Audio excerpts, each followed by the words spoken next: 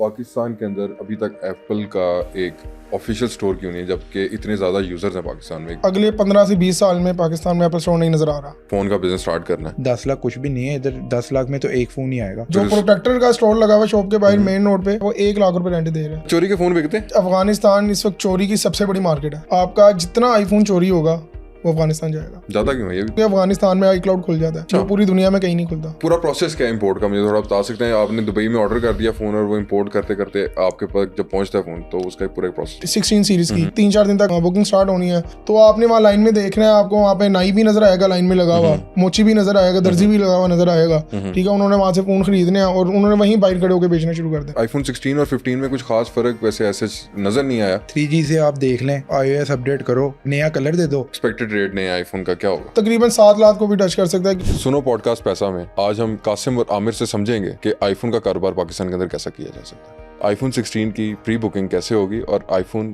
के बिजनेस के अंदर प्रॉफिट मार्जिन कितना है, आईफोन बिजनेस के अंदर स्कैम्स क्या होते हैं, कितनी मिनिमम इन्वेस्टमेंट के साथ आईफोन का बिजनेस स्टार्ट किया जा सकता है, ये सब जानिए इस पॉडकास्ट में।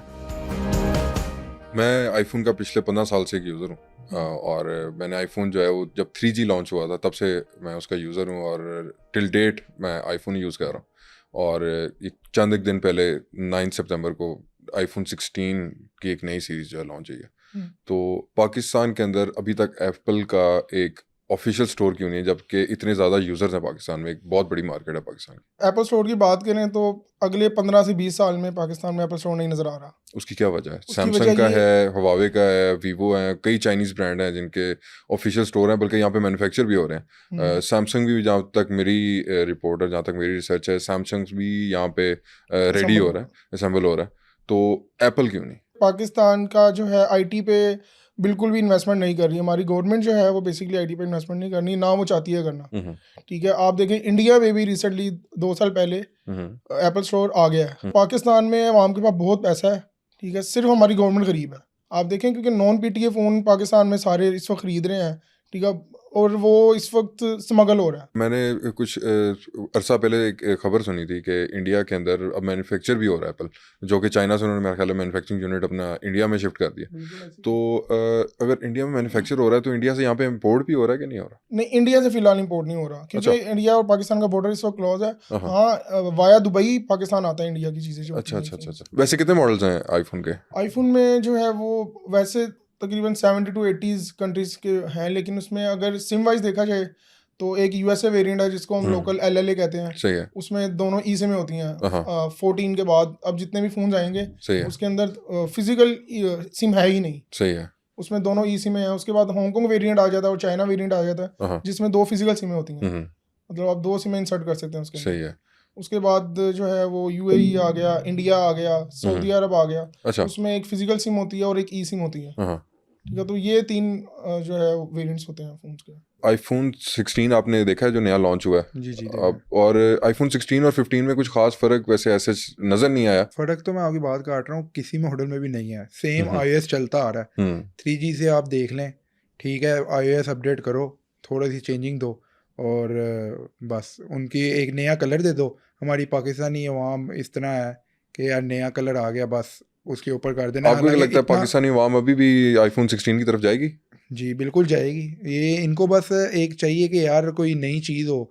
ये नहीं देखते नए में क्या आया क्या नहीं आया, बस ये है कि इन्हों को है। अब जैसे डेजर्ट टाइटेनियम आ गया 16 प्रो मैक्स में, तो अब सबके मुंह पे यही होगा। 15 में जैसे नेचुरल टाइटेनियम आया था, नेचुरल कलर चाहिए, नेचुरल पता ही नहीं है कलर कौन सा है, लेकिन नेचुरल कलर चाहिए उनको। ठीक है, अब जैसे डेजर्ट टाइटेनियम आया है, मैं कह रहा हूँ कि बस अब सबके मुंह पे ये होगा कि डेजर्ट टाइटेनियम चाहिए। उनको चेंजिंग से फर्क नहीं पड़ता, बस कलर आ गया नया।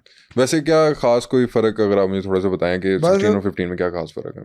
साइड पे बटन उन्होंने दे दिया है। पीछे कोई कैमरे का, उसके अंदर जो एक बायोनिक चिप होती है वो अपग्रेड कर दिया है। स्पीड का काफी फर्क आ जाएगा, कैमरे की चेंजिंग से आ जाती है। कैमरा अपग्रेड कर दिया है। आप लोग वैसे आप दोनों कब से हैं इस मोबाइल सेलिंग की फील्ड में? हमें 7-8 साल हो गए हैं। तो वैसे स्टार्ट आप लोगों ने कहाँ से किया था? बेसिकली हम जो है ना ये कॉलेज फेलो थे।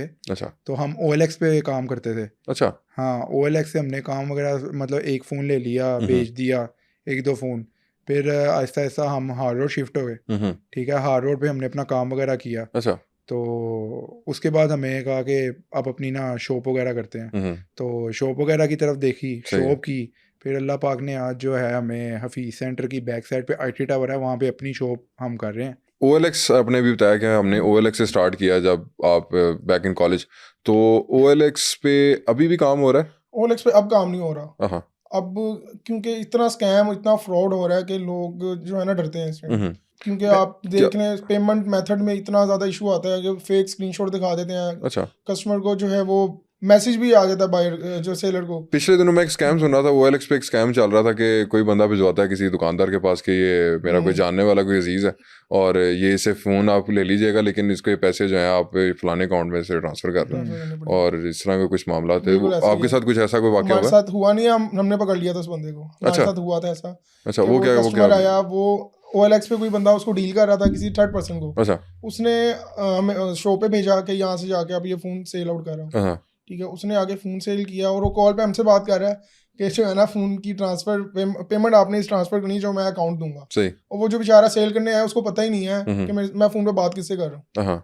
तो वो पेमेंट होता है क्या है कि पेमेंट चली जाती है उस स्कैमर के पास, फ़ोन आ जाता है हमारे पास, जो फ़ोन सेल करने आया वो खाली हाथ रह जाता है। OLX पे जो आपने बताया कि आप काम करते थे, तो OLX पे कितना मार्जिन निकल आता था और कैसे काम करते थे? OLX पे मार्जिन पहले अच्छा था, ठीक है, और चीज़ बेचना भी आसान था क्योंकि मार्केट में लोग कम थे सेल करने वाले। तो हम क्या करते थे, हम फ़ोन ख़रीदा हमने फ्री में ऐड होते थे उस टाइम पे, तो अब तो पेड कर दिया ना सारा। सही। हमने ऐड लगाना है उनको, किसी ना किसी जो है वो पब्लिक प्लेस पे बुलाना है क्लाइंट को, और हमने फ़ोन सेल कर देना। और उनको, और फ़ोन के अंदर मतलब ये है कि आप इजीली फ़ोन पे सेल कर लेते हैं। फ़ोन सेल करते हैं हम। फिर भी कस्टमर को OLX पे भी 10 डेज़ की वारंटी देते थे। अच्छा, जो अभी तक हमारा मार्केट में इसी वजह से थोड़ा सा अच्छा नाइस। सिनेरियो है कि उस वक्त भी हम वारंटी देते थे।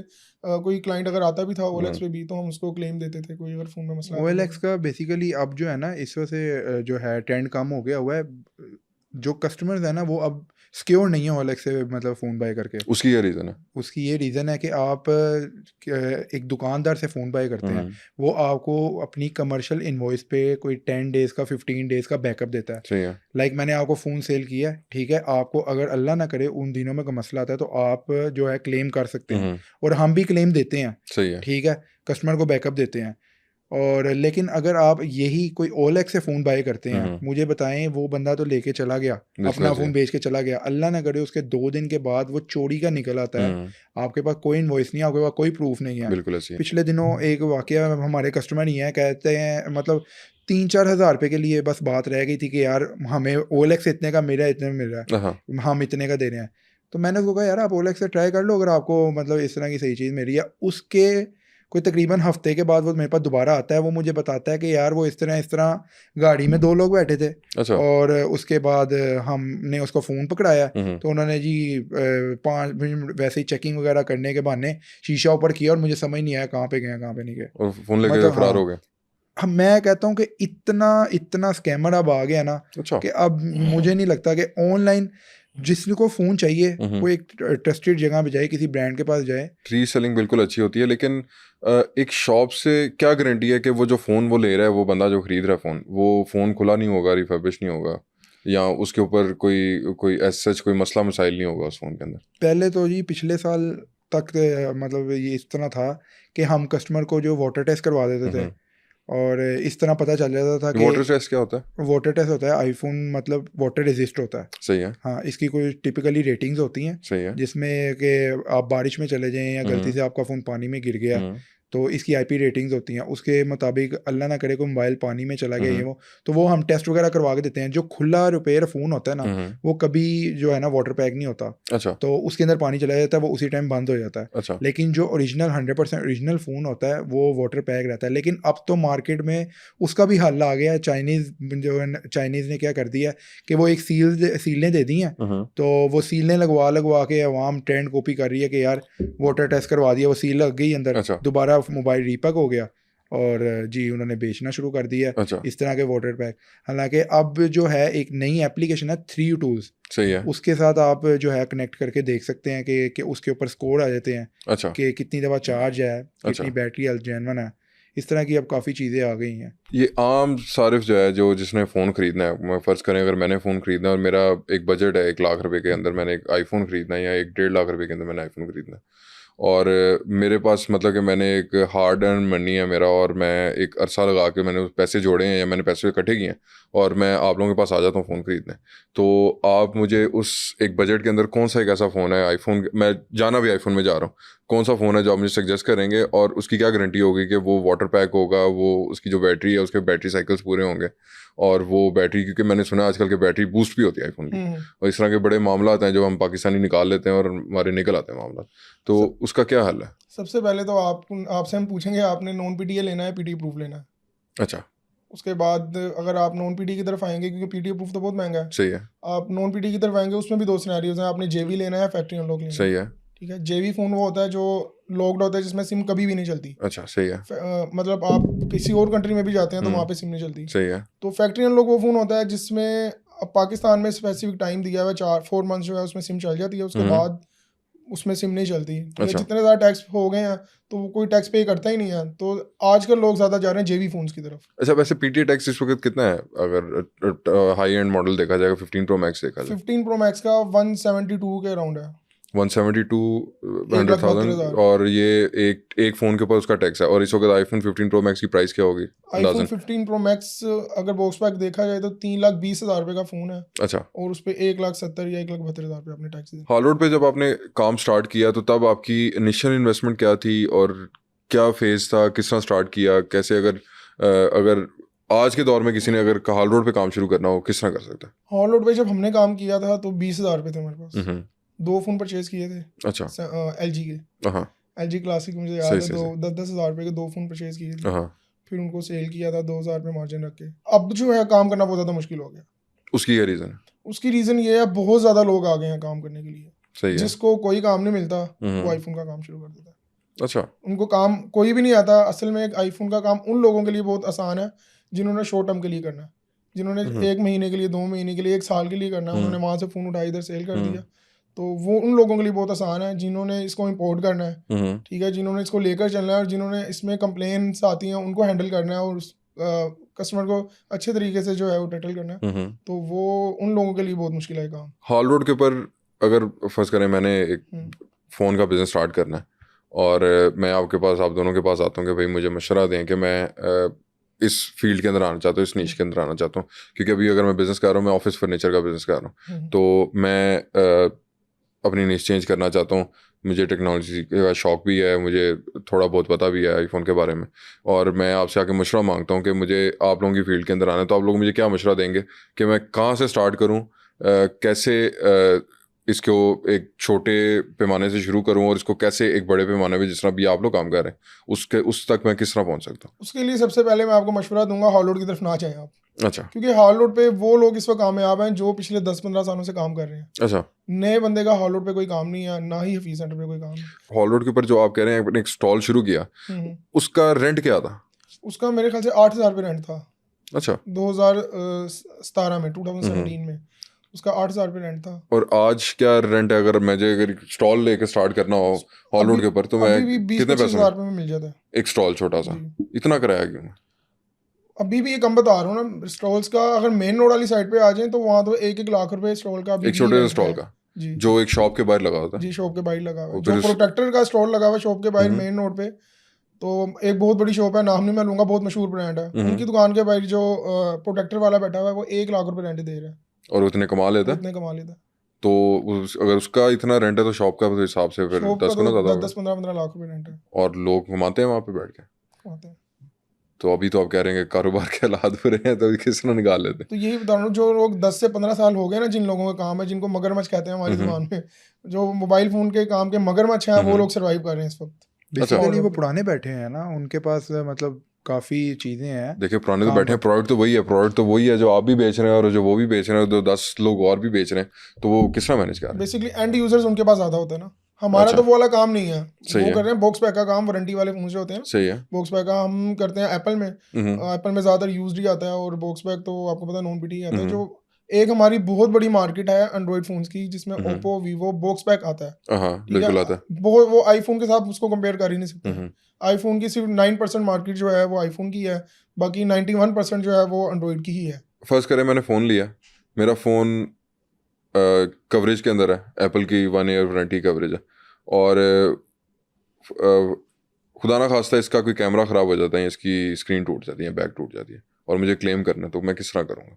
मैं आपसे फ़ोन खरीदता हूँ, बॉक्स पैक खरीदता हूँ, 3-3.5 लाख रुपए का फ़ोन खरीदता हूँ, उसको मैं PTA भी कराता हूँ तो 5-6 लाख रुपए का मुझे फ़ोन पड़ता है, ठीक है, और उसके बाद मेरी स्क्रीन टूट जाती है 2 महीने बाद, उसका किस तरह, क्या प्रोसीजर? उसका प्रोसीजर ये है कि एक फ्यूचर टेक नाम का इनका क्लेम सेंटर है, हाँ, जो बेसिकली एप्पल जो है उधर से क्लेम हो जाता है, सही है। और ये लिबर्टी में ही है इनका क्लेम सेंटर। वहाँ पे अगर आपका फ़ोन, लेकिन इसमें भी दो चीज़ें हैं, अगर आपका फ़ोन नॉन PT है तो वो क्लेम यहाँ से नहीं होगा, उसके लिए बेसिकली आपको ये फ़ोन दुबई भेजना पड़ेगा, दुबई से क्लेम होगा। अच्छा, नॉन PTA का फ़ोन यहाँ पे का क्लेम यहाँ नहीं पे होगा, क्लेम नहीं वो क्या होगा। रीज़न है?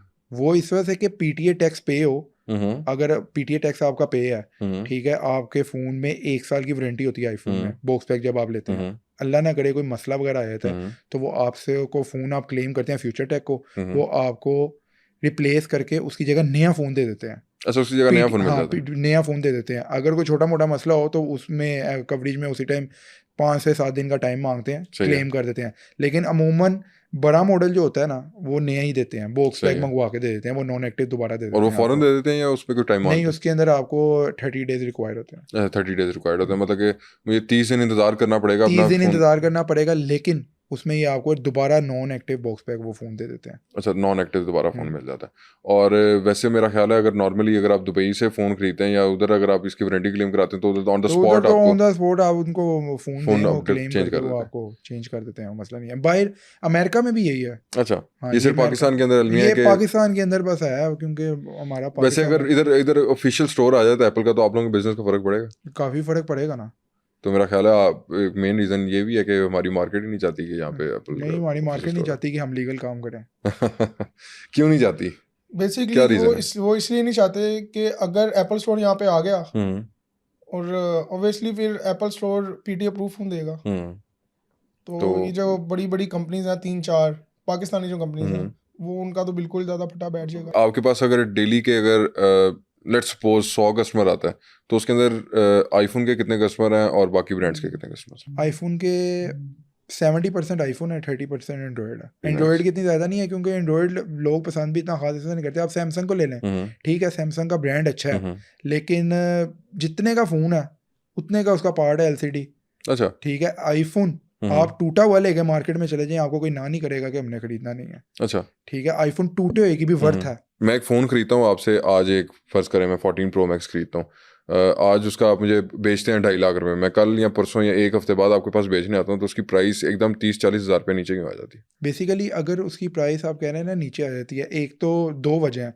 मार्जिन अगर कितना है वैसे एक फ़ोन के अंदर, बॉक्स नॉर्मली एक जो फ़ोन के अंदर एक, नॉर्मली एक अगर किट में हम सेल करते हैं तो उसके अंदर 5 से 7 हज़ार रुपये मार्जिन होता है, सही है, ठीक है, अपना मंगवा के बाहर से इंपोर्ट करके। अच्छा, और डब्बा पैक के अंदर इतना खास मार्जिन नहीं रहता, क्योंकि कंपटीशन बहुत ज़्यादा हो गया हुआ है, हर बंदा आईफोन का काम करना शुरू हो गया है। मेरा एक जानने वाला है, वो एक फ़ोन रिपेयरर है हफीज़ सेंटर के अंदर, उसने जो मुझे 1-2 हफ्ते पहले मेरी उससे मुलाकात हुई, मुझे एक फ़ोन रिपेयर करवाना था तो उससे मुलाकात हुई तो उससे मैंने ऐसे ही एक रफली एस्टिमेट लिया, तो उसका कहना था कि 1 लाख रुपये पीछे 10,000 रुपये होता है हफीज़ सेंटर के अंदर जो दुकानदार हाँ बैठा जी, हो। मतलब 1-1.5 लाख रुपए की किट के पीछे हुँ, 7 से 8 हज़ार रुपया, क्योंकि अच्छा, हम होलसेल भी करते हैं, हुँ, ठीक है, हमारा मार्जिन कम होता है। हुँ, फीस सेंटर के अंदर उनका सर्वाइव इस वजह से भी नहीं है, क्योंकि बेसिकली हमारा फीस सेंटर के थोड़ा सा पीछे करके है एक बिल्कुल, IT टावर, बिल्कुल है, उधर है हमारी सही शॉप, है, ठीक है। हफीज सेंटर में बेसिकली रेंट बहुत ज़्यादा है। अच्छा, एक छोटे छोटे आप स्टॉल देख रहे हैं, अभी जैसे कासिम भाई आपको बता रहे थे हार रोड की बात, हुँ,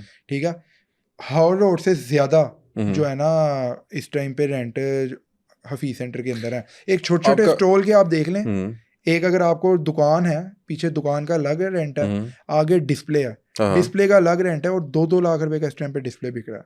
जो दुकान के सामने एक छोटी सी दुकान के सामने जो सिर्फ डिस्प्ले लगा हुआ है, छोटी सी दुकान के सामने एक आपका डिस्प्ले बना हुआ है, हुँ, जिसके अंदर उन्होंने फ़ोन अपने रखे फोन हुए हैं, डिस्प्ले किए हुए हैं। अच्छा उसका 2-2 लाख रुपया 2-2 रेंट है? लाख रुपया एक डिस्प्ले का रेंट जा रहा है इस टाइम पे। तो उन्होंने बेसिकली अब जितना रेंट है उस हिसाब से भी मार्जिन है।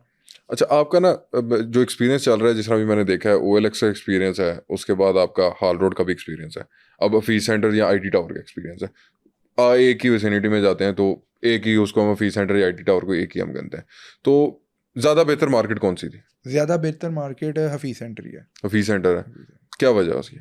ऑफिस सेंटर में बेसिकली क्लाइंट आता है एंड यूज़र। हम्म, हार रोड पे जितना क्लाइंट है वो आता है दुकानदार दूसरे छोटे छोटे शहरों से, सही है, ठीक है, वहाँ पे होलसेल का काम है। सही तो है। ऑफिस सेंटर में एंड यूज़र आता है हम्म, और मतलब साफ सुथरा कस्टमर आता है। सही है।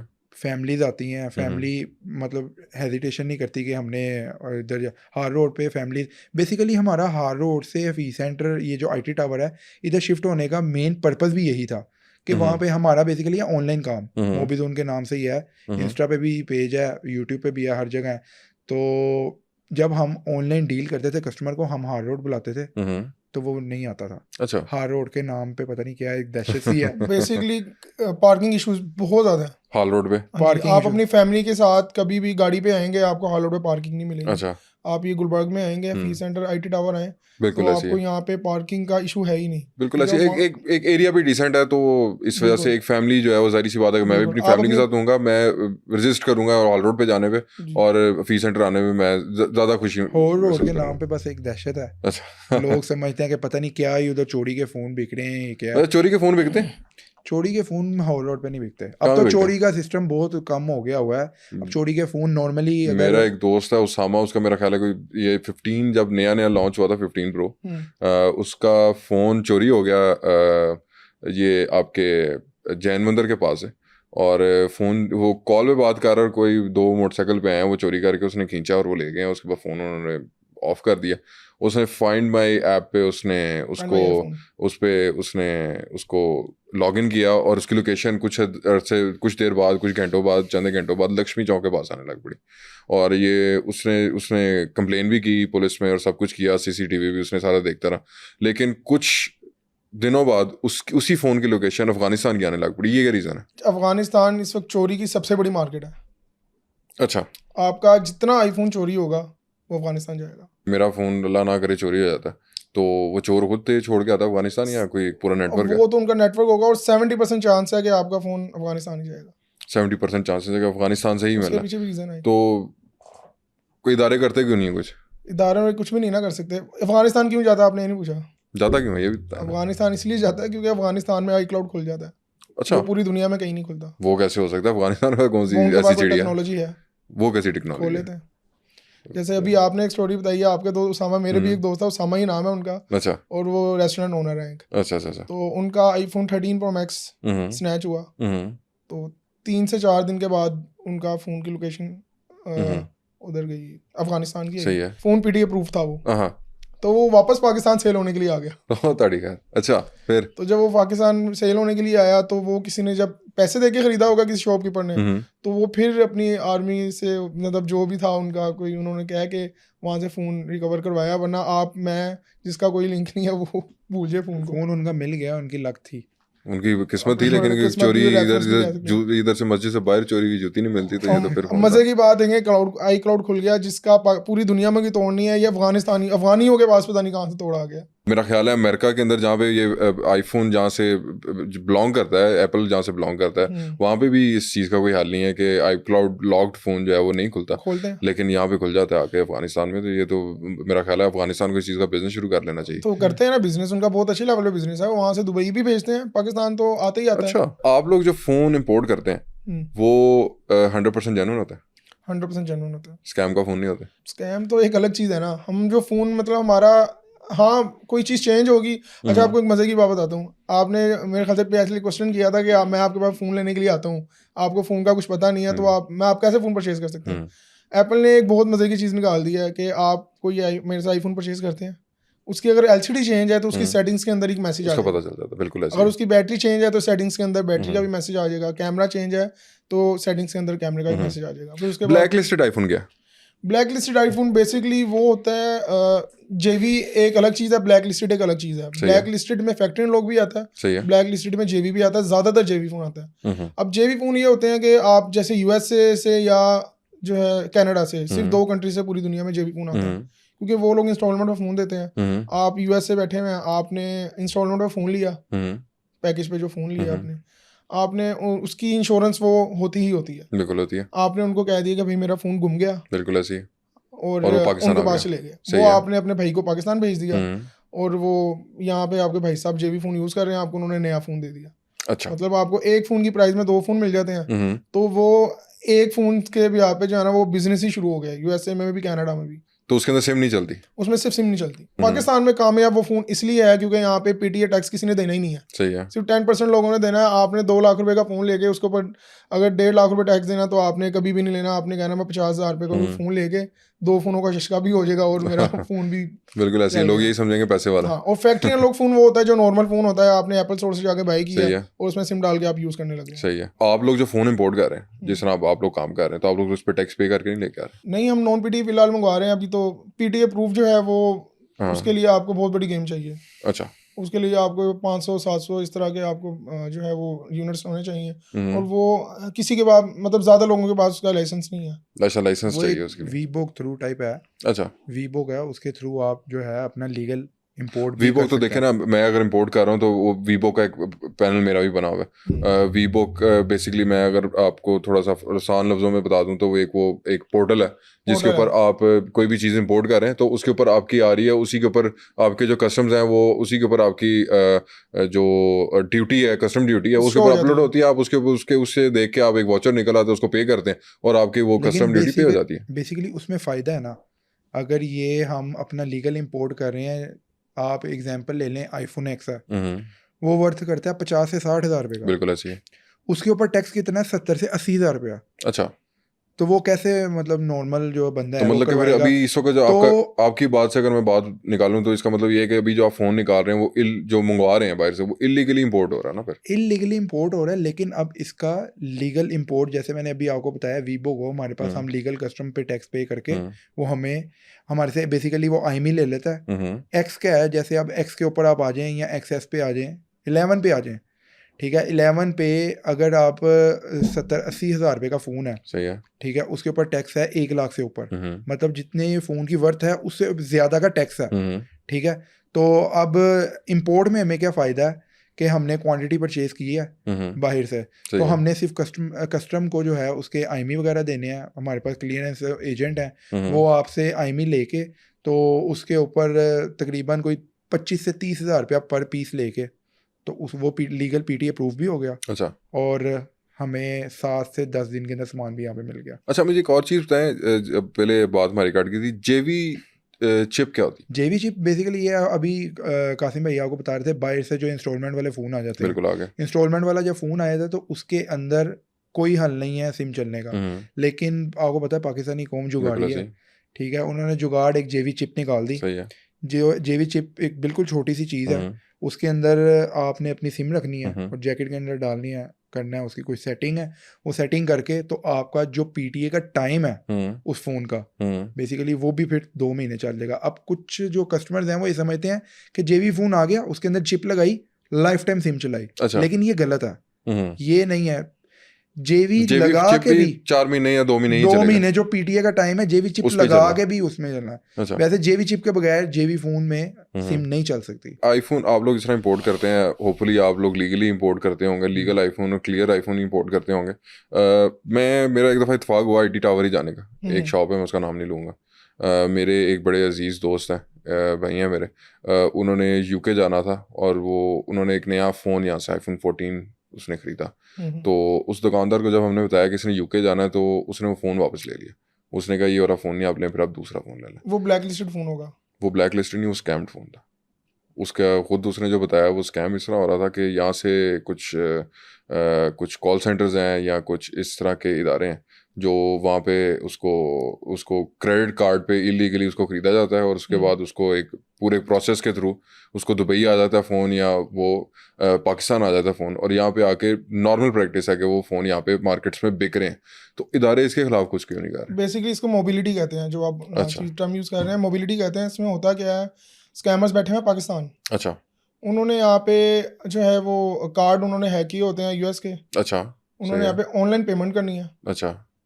ऑनलाइन पेमेंट करके अमेजोन से या किसी भी इदारे से, ईबे हो गया वहाँ पे, अमेजोन है, वहाँ से उन्होंने एक फ़ोन परचेज़ करना है। और उस फ़ोन परचेज़ करने के बाद उन्होंने वहाँ पे यूएसए में भी अपने बंदे हायर किए। उन्होंने बस किसी का भी रैंडमली एड्रेस दे देना और वहाँ पे उन्होंने फ़ोन डिलीवर करवा लेना। ये स्कैम कुछ इस तरह है कि आप उधर के किसी बंदे को कॉल करते हैं, यहाँ पे बैठा हुआ एजेंट, और वो उसको बताता है कि इस तरह मैं फ़लाने इदारे से आपके जो भी आपकी टेलीकम्युनिकेशन कंपनी है मैं उससे बात कर रहा हूँ, आपको हम फ़लाने फ़ोन पे अपग्रेड कर देते हैं, आप अभी इस वक्त कौन सा फ़ोन यूज़ कर रहे हैं, वो जो भी फ़ोन बताता है, मैं ये फॉर एग्जांपल मैं 11 यूज़ कर रहा हूँ, वो कहता है कि हमारी कंपनी की तरफ से एक स्कीम निकली है, हम आपको 11 से हम आपको 14 पे दे देते हैं, और आपका जो मंथली जिस तरह भी आपने बताया कि वो एक पैकेज चल रहा होता है उनका, या उनका एक कॉन्ट्रैक्ट चल रहा होता है, उसी के ऊपर हम चल रहे हैं, तो वो उनकी क्रेडिट कार्ड डिटेल लेके उसके अलावा उसके बाद उनको कोई दूसरा मॉडल भेज देते हैं, और वो इस तरह एक पूरा प्रोसेस होता है, हाँ और वो जीबी में फ़ोन फ़र्क डाल देते और हैं। उसके अंदर अगर वो उसने 128 का है, अच्छा 512 जीबी का है, अच्छा उसको 128 भेज दिया, जब वो वापस उस एड्रेस पे लगवाता है हाँ तो वो और स्कैम होता है। वो scam एड्रेस होता है। अपना दे देते हैं, वो अच्छा एड्रेस कंपनी का फिर नहीं अपना देते। देते हैं, कंपनी का नहीं देते हैं। अच्छा, वो कंपनी के पास वापस नहीं जाता, कंपनी उन्हीं के के पास पास नहीं है आता तो वो इधर ही जाता है, फिर यहाँ से फ़ोन सेल आउट होता है। है, और वो पाकिस्तान किस तरह आता है फ़ोन? थोड़ा सा एक सिस्टम है ना, आपको पता है, अच्छा, स्मगलिंग ही कहते हैं उसको, स्मगलिंग के थ्रू ही आता है वो। तो स्मगलिंग होती किस तरह है? मतलब कि देखें, यहाँ तो दो तरीके हैं पाकिस्तान में सामान लाने के, या तो पानी के थ्रू आता है या बाई एयर आता है। वैसे पानी के थ्रू ही आता ये फ़ोन पानी के थ्रू है, आता है, अच्छा, और ये पाकिस्तान पहुँच कर यहाँ पे इजीली बिकता है, बिकता है। और जेवी फ़ोन भी इसी के अंदर ही आता है। जेवीबीसी के अंदर ही आता जैसे कि आप बाहर से आ रहे हैं, 10 बंदे और बाहर से आ रहे हैं, हम्म, कोई किसी का जानने वाला, कोई किसी का जानने वाला, 2-3 फ़ोन ले है, 2-3 फ़ोन ले है, इस तरह। अच्छा, लेकिन हाई लेवल पे जो आप कह रहे हैं ना, वो पानी के थ्रू ही है। आप लोग जो फ़ोन इंपोर्ट कर रहे हैं वो कौन सी कंपनी से इंपोर्ट कर रहे हैं? है। सिर्फ इंपोर्ट दुबई से ही कर सकते हैं आप फ़ोन, पीटीए प्रूफ जो है। पूरा प्रोसेस क्या है इंपोर्ट का, मुझे थोड़ा बता सकते हैं? आपने दुबई में ऑर्डर कर दिया फ़ोन, और वो इंपोर्ट करते करते आपके पास जब पहुंचता है फ़ोन, तो उसका एक पूरा प्रोसेस मुझे बता। सबसे पहले तो एक स्पेसिफिक मॉडल होता है हम्म, हर फ़ोन का, सही है, जो सिर्फ आप इंपोर्ट कर सकते हैं। सही है, आईफोन के अंदर जैसे आईफोन एक्स है, हम्म, उसके अंदर भी 4 वेरिएंट्स होते हैं, उसमें से सिर्फ एक वेरिएंट जिसको आप इंपोर्ट कर सकते हैं, सही है, और उसको पाकिस्तानी मॉडल कहते हैं दुबई में। अच्छा, वो आपने वहाँ से ढूंढने या परचेज करने हैं, हम्म, उसको फिर आपने सारा कलेक्ट करके आपने जो है ना क्लियरिंग एजेंट को दे देना है, सही है, जिसकी वहाँ पे एलएलसी रजिस्टर्ड है। सही है, ठीक है, हम उसको देंगे फ़ोन, उसके बाद जो है वो 7 से 8 दिन का प्रोसीजर होता है, ड्यूटीज़ पे करनी होती हैं, सारा लीगल प्रोसीजर है ये, तो ट्रांसपेरेंट काम है सारा ये, उसमें अच्छा, ड्यूटीज़ पे करनी है आपने, और वो फ़ोन आपको आपकी यहाँ शॉप पे पे मिल जाता है। बेसिकली दुबई में भी जो इम्पोर्टर्स बैठे हैं, जो अमेरिका से बिडिंग करके सामान ले लिया, कोरिया से ले लिया, सिंगापुर से ले लिया, मलेशिया से ले लिया, लाइक उधर भी सामान अदर कंट्री से ही इकट्ठा होता है। लेकिन जैसे कासिम बता रहा है कि वो पाकिस्तानी मॉडल कहते हैं, ज़्यादा उसको टैग मॉडल कहते हैं, सही है। तो वो लिमिटेड स्पेसिफिक मॉडल ही होते हैं इम्पोर्ट वाले। इसमें और बाकी जो इंटरनेशनल मॉडल्स हैं उसमें क्या कोई खास फ़र्क होता है? नहीं, इस मॉडल में ख़ास फ़र्क बस यही है कि उसका एक मतलब इम्पोर्ट बस वही होता है। अच्छा, वो टैग मॉडल जिसे आपको मैंने अभी हाँ, बताया है कि उसको टैग मॉडल कहते हैं, सिर्फ वो इम्पोर्ट होता है। फ़र्क ऐसा आईफोन दूसरा भी आईफोन ही है, अमेरिका वाला, सिंगापुर मलेशिया में भी वही आईफोन है, सही है, ठीक है, सिर्फ कंट्रीज़ का फ़र्क है। अच्छा, लेकिन हमारे जो है सिर्फ स्पेसिफिक मॉडल ही इम्पोर्ट होते हैं, स्पेसिफिक होते हैं, जो पीटीए अप्रूव होके यहाँ पे आते हैं। और जो नॉन पीटी हैं वो किस तरह आ रहे हैं यहाँ पे फिर? नॉन पीटीए बाय हैंड आ गए, अच्छा, और जैसे भी जो पहले बात हुई समुंदर के थ्रू आ गए हैं, जो भी है वो तो बेसिकली स्मगलिंग ही है, लेकिन ज़्यादा जो है पीटीए इस वजह से जो पीटीए ने जो टैक्स लगाया हुआ है वो सही लगाया हुआ है कि जो स्मगल होके फ़ोन आ रहा है एटलीस्ट उसका टैक्स तो पे हो, उसका टैक्स पे हो, बिजनेस स्टार्ट करना हो, और अगर आपने सारे इस तरह के कुछ मामला करने हो, तो आप आईफोन की तरफ ही रहेंगे। मतलब कि आपसे मैं 8 साल पुराना एक्सपीरियंस नहीं पूछ रहा, आपने आज के दिन में कोई बिजनेस स्टार्ट करना है और फ़ोन से रिलेटेड ही करना है, तो आप एप्पल गैजेट्स की तरफ ही जाएंगे, या आप प्रॉफिट मार्जिन से रिलेटेड मैं बात पूछ रहा हूँ कि अगर मुझे बिजनेस स्टार्ट करना है तो मैं, अगर मुझे अच्छा एक प्रॉफिट कमाना है, मतलब कि मैं अगर फ़र्ज़ करें 10 लाख रुपए इन्वेस्ट कर रहा हूँ और मुझे रात को एक अच्छी एक हैंडसम अमाउंट चाहिए एज अ प्रॉफिट, तो वो आईफोन के अंदर मिलेगी या किसी और डिवाइसेस में मिलेगी? बेसिकली आपको इन्वेस्ट अभी, अगर आपने इनिशियल आपने लेना है, स्टार्ट लेना है, तो मेरे ख्याल से अभी जो राइट टाइम इस वक्त आईफोन का काम करने का नहीं है, नहीं है। क्योंकि इस काम में इतने ज़्यादा लोग पड़ गए हैं हम्म, कि मैं आपको बता नहीं सकता कि आप हर दूसरा बंदा आईफोन का काम कर रहा है, तो इसमें प्रॉफिट मार्जिन अब देखें, जैसे हमारे एक्सपेंसेस हैं, हमारे 7 लड़के हैं मतलब हमारे पास काम करने वाले, सबकी सैलरीज हैं, शॉप का रेंट, ये मेंटेनेंस, सारा कुछ करके इतने ज़्यादा हमारे जो एक्सपेंसेस बन जाते हैं, तो हमारा फ़ोन पे 3-4 हज़ार 5 हज़ार रुपये मार्जिन बनता है।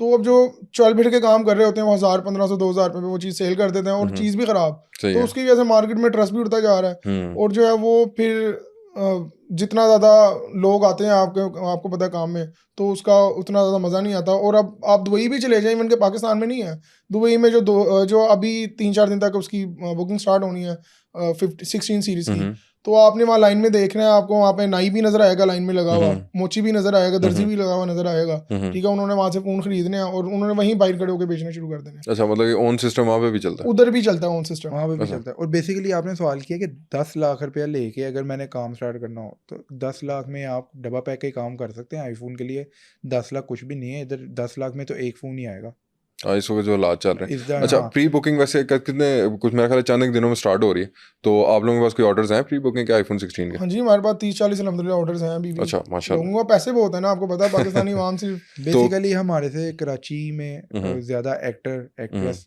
हमारे बहुत ज़्यादा अच्छा ऑनलाइन काम है अच्छा और क्लाइंट्स हैं, अच्छा तो हमें आने से पहले ही हमारे पास ऑर्डर होते हैं अच्छा अच्छा कि अच्छा। यार हमें ये वाला चाहिए, इतने जीबी चाहिए और ये हमें फर्स्ट डे चाहिए। कुछ अच्छा। शौकीन तो ऐसे हैं तो वो कहेंगे जी पहला फ़ोन हमारे पास होना चाहिए। तो वैसे क्या रेट है, एक्सपेक्टेड रेट नए आईफोन का क्या होगा? 6-6.5 लाख रुपए पहले नॉन दिन का PTA? रेट होगा। हाँ जी, तकरीबन 7 लाख को भी टच कर सकता है, क्योंकि आईफोन 15 प्रो मैक्स में 7,20,000 रुपए का भी फोन सेल हुआ है, नॉन PTA? Non PTA. और उसके बाद PTA टैक्स अगर आप तकरीबन पौने 2 लाख ही डालें हाँ तो जी, वो तकरीबन 10 लाख रुपए 10 में। लाख का पड़ गया। वो आजकल एक वो पाक व्हील की एक पोस्ट बहुत ज़्यादा जो है ना वो हो रही है, 8.5 लाख रुपए का फ़ोन ले, मेहरान गाड़ी ले। तो सुनील साहब ने उसमें ये भी कहा है कि यार वो आईफोन आपको एक से दूसरी जगह पे लेके नहीं जा सकता और आपको मतलब छत एक है बिल्कुल ऐसे ही है। और आपके काफ़ी चीज़ों में मेहरान का महत्व है, तो मैं मेहरान को करूँगा। अब जिसने आईफोन लेना है उसकी मेहरान वाली सोच ही नहीं है। बिल्कुल ऐसे ही है। हाँ, उसने आईफोन लेना है पाकिस्तानी लीड देखते हैं क्लास नहीं शशका, हाँ जो 11 प्रो मैक्स है ना उसके अंदर भी वही फीचर्स हैं, हम्म। जो 15 प्रो मैक्स है उसके अंदर भी वही फीचर्स हैं। क्योंकि मैं वैसे एक प्राइस देख रहा था कि जो आईफोन 16 है उसकी प्राइस कोई अराउंड $1,000 है। जी। तो $1,000 अगर आज कन्वर्जन रेट देखा जाए, अगर 300 के हिसाब से भी उसको लगाया जाए तो 3 लाख रुपए बनता है। 3 लाख रुपए तो बनता इतना महंगा क्यों? है। और वो अभी आप सिर्फ कन्वर्जन रेट निकाल के आप बता रहे हैं, जिसने फ़ोन परचेज करना है उसने ओन भी लेना है उसके ऊपर, और वो इतना प्रॉफिट है, तो मतलब 100% ज़्यादा। 100% ज़्यादा नहीं है। कि अगर जैसे लास्ट टाइम दुबई थे तो 500 दरम 1000 दरम तक हमने ऑन दिया खुद फ़ोन परचेज करने के लिए। अच्छा। और ये जो आप बता रहे हैं ना रेट, ये सिर्फ पहले दिन का ही है, जिनको है कि हमने पहले दिन लेना सही है। ये जैसे जैसे अगला दिन, दूसरा, तीसरा दिन, चौथा दिन, ये उसी तरह 25-30 हज़ार 50 हज़ार रेट ड्रॉप भी होता रहेगा। ये बड़ी ईद वाला हिसाब है। हाँ पर डे के जी, हिसाब से। पर डे के हिसाब से आपका रेट ड्रॉप होना है। अगर मैं आपको लेट सी पहले दिन 7 लाख रुपए का दे रहा हूँ, दूसरे दिन मैं ही वही बंदा होऊंगा जो आपको 6.5 का भी दूंगा, 6 का भी दूंगा, तीसरे दिन मैं आपको 5.5 का भी दूंगा। और ये मार्केट स्टेबल, अगर किसी ने, अगर मेरे जैसे गरीब बंदे ने अगर फ़ोन लेना हो तो वो मार्केट स्टेबल कहाँ तक आके वो 3-4 महीने सब्र करने के बाद ही फ़ोन मतलब मैं 6 महीने बाद आपसे रब्ता करूँ? 6 महीने के बाद, लेकिन नॉर्मली 4-5 महीने के बाद स्टेबल होना स्टेबल शुरू हो हो जाएगा। जाता है। आईफोन का अगर बिजनेस स्टार्ट करना हो तो कौन से ऑनलाइन ऐसा प्लेटफॉर्म है जहाँ से बिजनेस स्टार्ट किया जा सकता है? किसी ने अच्छा काम करना है और कोई ईमानदार जिसे हम कहते हैं ना, वो अगर उसने काम स्टार्ट करना है सही, तो मेरी नज़र में इस वक्त सबसे अच्छा जो प्लेटफॉर्म है इंस्टाग्राम है। इंस्टाग्राम पे मैंने आपसे फ़ोन ले लिया, इंस्टाग्राम पे पोस्ट भी कर दिया, नेक्स्ट स्टेप क्या?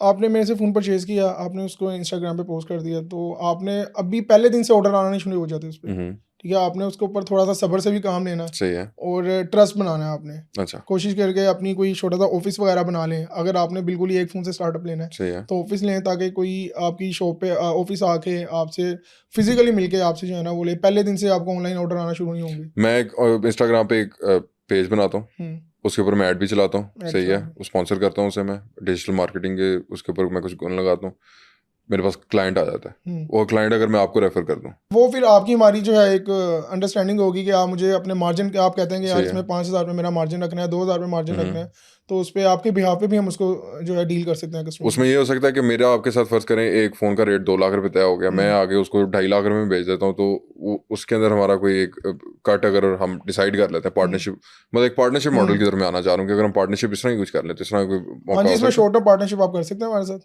और इस तरह का आप मुझे ऑनलाइन कहेंगे मेरा कस्टमर 50,000 का मार्जिन, तो आपने मिसाल दी है 1,000 2,000 3,000 रुपये का इतना की मार्जिन होगा। सही है। आप मुझे कहेंगे मेरे 2-3 हज़ार रुपये आपने मेरा मार्जिन रखना है और इनको प्रोडक्ट अच्छी देनी है, मतलब तो 45,000 का नुकसान हो जाएगा मुझे आपकी वजह से। लेकिन बेसिकली जो आप बात कर रहे हैं ना, वो अगर आप तो इंस्टाग्राम पे आपने काम करना है तो आप ये नहीं करेंगे, ये बेसिकली है कमीशन एजेंट का काम, सही है। जो चलते फिरते इधर से कस्टमर ले उधर से कस्टमर ले। अगर आप प्रॉपर इंस्टाग्राम पे अपना काम करें तो इंस्टाग्राम मतलब काफ़ी लीड क्लास यूज़ करते सही हैं, है। तो उसके ऊपर ये है कि अगर आपके पास वो क्लाइंट है तो आप वो डील करेंगे।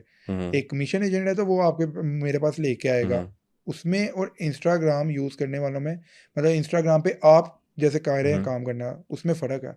आईफोन रिपेयर्स जो हैं उनका कैसा काम है? अगर आईफोन रिपेयरिंग की तरफ अगर कोई जाना चाह रहा है और उस काम को सीखना चाह रहा है और उस काम को करना चाह रहा है, उसके अंदर कोई स्कोप है? उसके लिए तो सबसे पहले आपको कोई जो है इंस्टीट्यूट ज्वाइन करना पड़ेगा। सही है। जैसे हॉल रोड पे बहुत ज़्यादा इंस्टीट्यूट है, इधर फीस सेंटर के पास भी इंस्टीट्यूट है, लेकिन वो आपसे बहुत भारी अमाउंट की पेमेंट भी लेते हैं। अच्छा, वो काम सिखाने सिखाने के? काम सिखाने के बहुत ज़्यादा पैसे लेते सही हैं वो है। आपसे। कोई अगर छोटा सा काउंटर लगा के भी बैठा हुआ है ना, तो उसने भी आपसे कहेंगे मुझे काम सिखा दो, उसने आपसे 1 लाख रुपए मांग लेने हैं कि अच्छा, मैं आप 1 लाख रुपए आपसे लूंगा और आपको काम सिखाऊंगा। तो इस वजह से इस काम के अंदर प्रॉफिट है। इस काम के अंदर प्रॉफिट है, इसका 70% to 80% आप प्रॉफिट कह सकते हैं। और आईफोन के स्पेयर पार्ट्स कहाँ से आते हैं? आईफोन के स्पेयर पार्ट्स बेसिकली ज़्यादातर चाइना से आते हैं। चाइना से आते हैं। और वो क्योंकि मेरा ख्याल है एप्पल ओरिजिनली अपने स्पेयर पार्ट्स नहीं मार्केट में नहीं, एप्पल के ओरिजिनल पार्ट्स भी आते हैं चाइना से। अच्छा, वो चाइना से ही आते हैं। ओरिजिनल पार्ट भी आते हैं चाइना से ही हैं, क्योंकि होते ओरिजिनल है, 100% ओरिजिनल 100% ओरिजिनल भी होते हैं, उसमें कॉपी भी होते हैं। मींस कि वो पता चल जाता है ना कि जिसका काम है उसको पता होता है कि ये ओरिजिनल है या कॉपी है या कि फेक है, क्या चीज़ है। और वो यहाँ पे पार्ट्स आते हैं, वो स्पेयर पार्ट्स जो आते हैं वो फिर उसके बाद वो उसको अप्लाई करते हैं। स्पेयर पार्ट्स वैसे वो महंगे होते हैं या सस्ते होते स्पेयर पार्ट्स इतने ज़्यादा महंगे नहीं होते। बेसिकली जो लगाने का काम होता है ना, हैं? वो महंगा वो महंगा होता है। अच्छा, आप अगर कोई बैटरी लेते हैं, फीस सेंटर से ही बैटरी लेते हैं, तो आपको 1000 रुपये की एक लेट्स सपोज एक फ़ोन की बैटरी है, तो 1000 रुपये ही उसने लगाने के ले लेने आपसे। अच्छा, मतलब कि जितने की वो आप वो चीज़ ले रहे हैं उससे उतनी ही उतने तकरीबन की होती है। मजदूरी है। अगर फ़ोन के बोर्ड के ऊपर कोई काम निकला है तो उसके ऊपर तो दुकानदार तो दुआएं करता है कि कोई बोर्ड का काम वाला आ जाए। अच्छा, तो उस पर 15-15, 20-20, 30-30 हज़ार रुपये भी वो खाली रिपेयरिंग के लेते हैं। ट्रेस करने का। अच्छा, और भी बताएं इसके अंदर वैसे स्कैम होता है कि मतलब फर्ज करें मैं आपके पास फ़ोन ले आता हूँ कि यार मेरा फ़ोन ऑन नहीं हो रहा है या कोई मसला मसाइल है, क्या पता कोई इसके अंदर कोई उसका कोई स्ट्रिप उतरी हो कोई, या इस तरह उसके अंदर कोई बैटरी का कोई मसला हो, लेकिन वो दुकानदार जो है कोई स्कैम कर सकता है इसके अंदर? 7 to 80% रिपेयरिंग में अगर आप देखो मार्जिन वही है, स्कैम करके ही है।